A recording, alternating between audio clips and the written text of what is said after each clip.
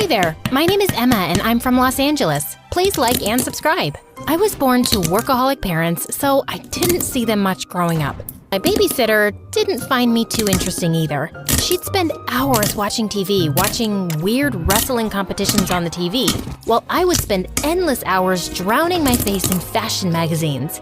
It was my dream to start my own clothing line someday, and it would be so successful that my parents wouldn't have to work another day in their life and spend all their time with me. When I turned 16, Mom and Dad got me admitted into one of the best schools in the city and took me shopping to get some new stuff. I was smitten by this gorgeous designer handbag.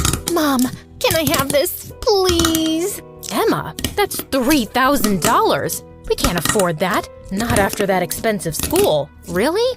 You work so much, I thought we were rich. Mom gave me a weird look and we left. But I couldn't take the bag off my mind, so I decided to make my own money. I made lemonade stands, mowed lawns, and walked every rich person's dog that needed a run, even ones twice my size. Wait, boy, not so fast! Right before the term started, I'd earned enough to buy a fake bag, and it looked somewhat similar. My first day, the entire parking lot was packed, but just then I found a cozy spot in corner. Slowly, I made my way in, feeling like a pro, until I heard an awful screeching sound. I'd hit a car and made a huge dent. While I was reeling in shock, calculating the damage, a tall boy stopped and stared at me. Wow, that's as big as the Grand Canyon. Good job. Sarcasm is not helping, dude. Do you have any idea whose car this is? Let me see. Looks like mine. Sure enough, he unlocked the door and tossed his backpack inside. My mind went into overdrive. How could he be so indifferent after I dented his very pricey-looking car? I'm so sorry. This is totally my fault. I'll make it up to you. Cool. Get it repaired then. I looked at him confused. There was no way I could afford to repair the damages. Before I could respond, he inched closer, and I swear he smelled like oranges. Or you could agree to go on a date with me. Your call. Take your time. There's no rush. I'm Caleb, by the way.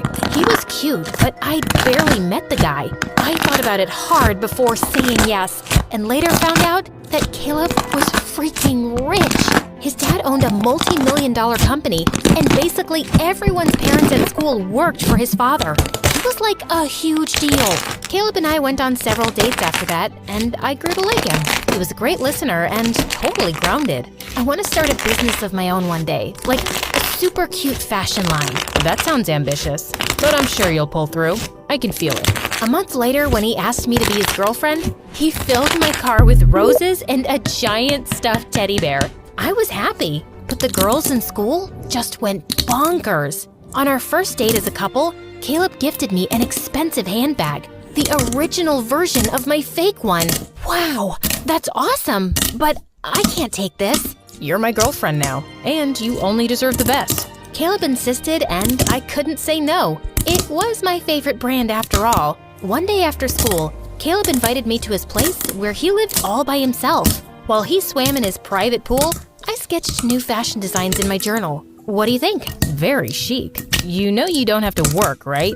I'll have more than enough money to support us. I know, but this is my dream, and I want to do this for myself. Whatever floats your boat, love. Just remember, I'll always be there for you. That summer, I decided to take a business class at a local community college, and I was by far the youngest one there.